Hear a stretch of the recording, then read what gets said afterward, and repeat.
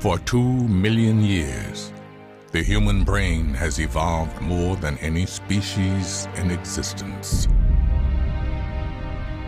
But what if all our knowledge, all our accomplishments, and all our achievements could be learned in mere minutes?